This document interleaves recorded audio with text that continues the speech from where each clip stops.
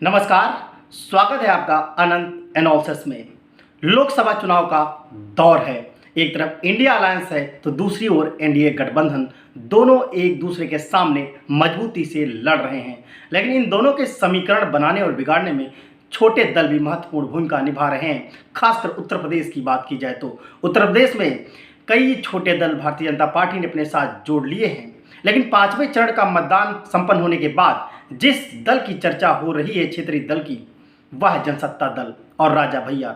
दरअसल राजा भैया के क्षेत्र में चुनाव आने से पहले ही उन्होंने यह घोषणा की कि वह किसी भी दल के साथ नहीं जाएंगे और ना ही उनका कोई प्रत्याशी होगा। उनके समर्थक चाहें अपने विवेक से किसी भी प्रत्याशी को वोट दे सकते हैं। लेकिन अंदर खाने यह चर्चा हो रही थी कि इसका सीधा अर्थ है कि वह भाजपा के साथ ना जाकर अमित शाह की बात को ठुकराकर वह समाजवादी पार्टी का समर्थन कर रहे हैं।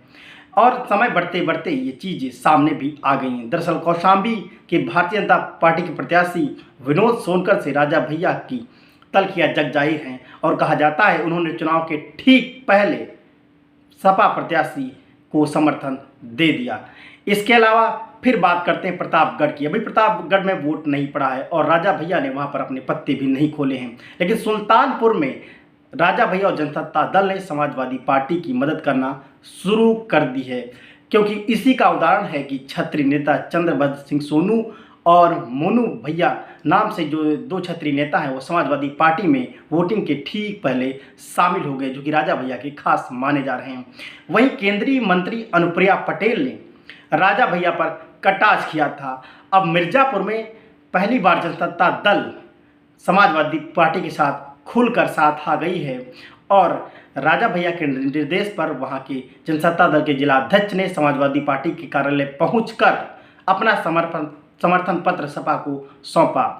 यानी प्रतापगढ़, फूलपुर, कौशाम्बी और सुल्तानपुर, मिर्जापुर, ये सभी वो सीटें हैं जहां पर कि राजा भैया की पार्टी समाजवादी पार्टी के साथ मिलकर भारतीय जनता पार्टी को हराने में लगी है। यानी राजा भैया ने इन सीटों पर कहीं ना कहीं भारतीय जनता पार्टी की टेंशन बढ़ा दी है। लेकिन बड़ा सवाल यह है कि राजा भैया अचानक इस तरह से यू टर्न बीच में क्यों ले रहे हैं। क्या राजा भैया को एहसास हो गया कि गठबंधन उत्तर प्रदेश के अंदर अच्छा प्रदर्शन करने जा रहा है? और बड़ा सवाल यह है कि 4 जून के बाद अगर इंडिया अलायंस की सरकार नहीं बनती है या भारतीय जनता पार्टी का प्रदर्शन बहुत शानदार रहता है तो फिर उत्तर प्रदेश की योगी सरकार और भारतीय जनता पार्टी राजा भैया के साथ आगे क्या करेगी।